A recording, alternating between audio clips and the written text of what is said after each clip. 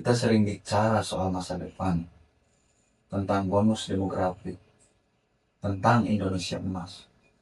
Tapi masa depan seperti apa yang kita harapkan jika desa, tempat di mana anak-anak bangsa ini dilahirkan, tidak benar-benar diajak bermimpi?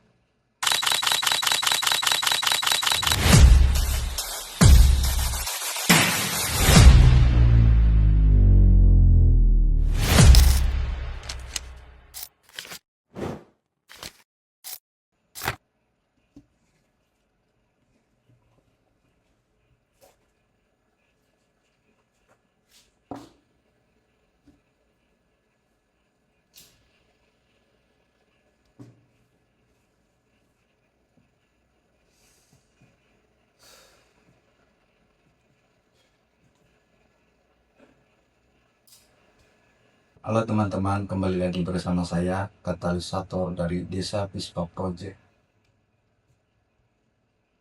Di sebuah desa yang jauh dari lampu kota, jauh dari pusat riset inovasi, anak-anak muda tumbuh dengan suatu pesan tak tertulis.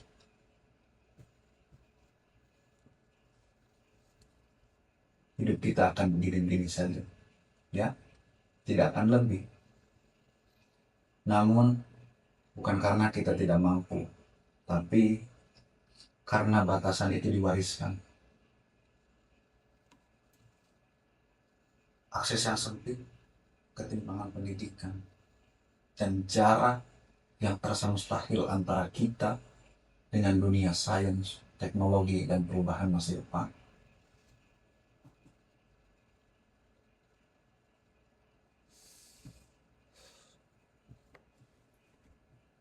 Dalam sebuah kesempatan ini saya ingin mengajak kita semua untuk berefleksi. Anak-anak muda desa, mulailah pertanyakan sebuah pertanyaan yang sederhana. Mengapa teknologi selalu hadir di kota-kota besar? Mengapa inovasi selalu harus milik mereka yang unggul sejak awal? Mengapa bukan kita? Mengapa?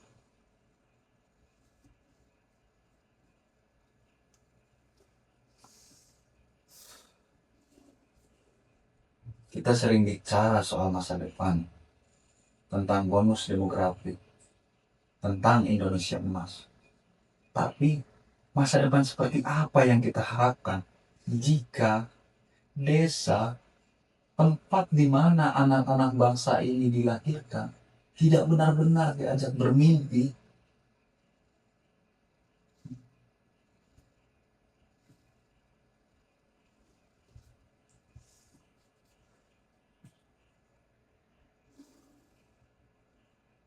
Sekolah Garuda hadir di titik paling sunyi, bukan untuk mengubah siapa kita, tapi untuk mengatakan bahwa kalau dunia memang belum mengenal kita, tapi itu bukan menjadi alasan untuk kita berhenti.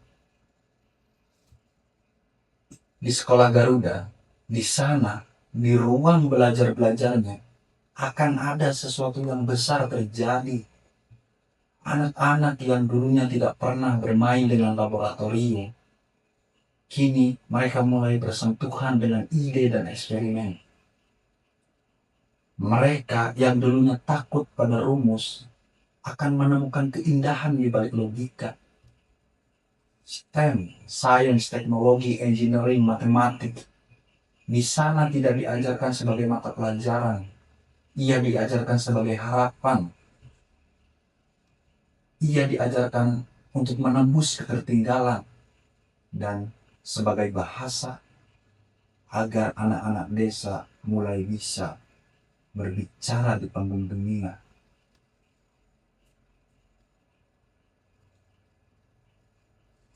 Setiap rumus yang dipahami adalah luka.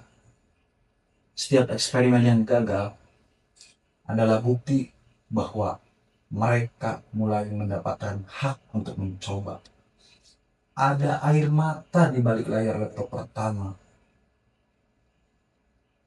dan ada rasa sakit ketika mereka sadar betapa jauhnya mereka tertinggal.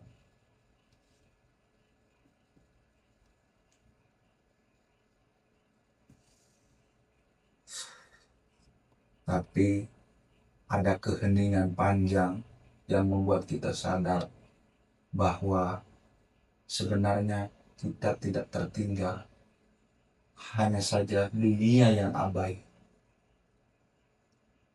Mari kita sedikit bicara soal tokoh-tokoh dunia. Abraham Lincoln lahir di sebuah kabin kayu di perbatasan Amerika, tanpa sebuah listrik, tanpa pendidikan yang layak, dan tanpa orang tua yang kaya. Ia membaca dengan cahaya api unggun. Dunia tidak pernah menyiapkannya untuk memimpin bangsa, tapi dari tempat terpencil itu lahir gagasan tentang persatuan dan kemanusiaan yang akhirnya mengubah arah sejarah.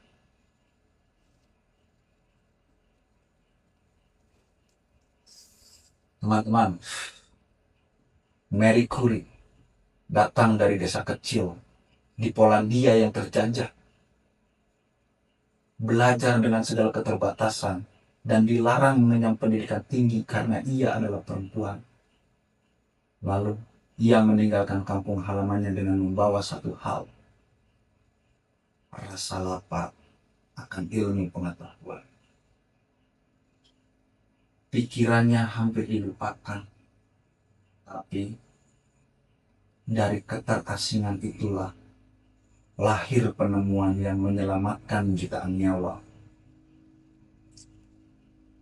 Srinivasa Ramanujan, anak desa miskin dari India Selatan, ia menulis rumus matematika di atas kertas bekas tanpa sebuah fasilitas dan tanpa sebuah akses yang luas. Dunia hampir tidak menemukannya. Pikirannya hampir hilang hanya karena ia dilahirkan di tempat yang jauh dari kata pantas untuk seorang jenius dilahirkan. Tapi hari ini rumus-rumusnya dipelajari di universitas-universitas terbaik di dunia. Kalpana Chawla, perempuan pertama asal India yang terbang ke luar angkasa, berasal dari tempat kecil bernama Karnal. Ia jauh dari fasilitas. Ia tidak mendapatkan koneksi yang luas.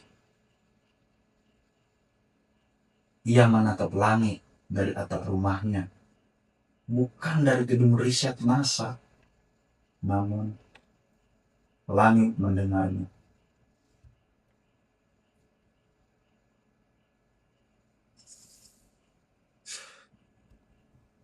Kita semua tahu taraf kreativitas manusia pada abad 21 ini dipegang oleh orang bernama Elon Musk. Ia tumbuh di Afrika Selatan, jauh dari Silicon Valley, terasing, sering sendirian,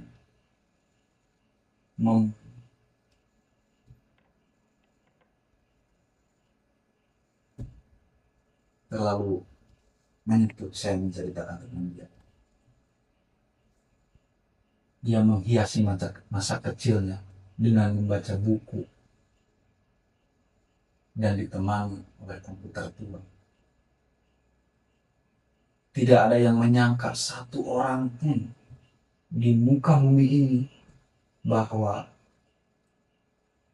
orang pendiam yang berasal dari tempat gersang tersebut akan mengajak umat manusia untuk kembali bermimpi tentang eksodus keluar angkasa.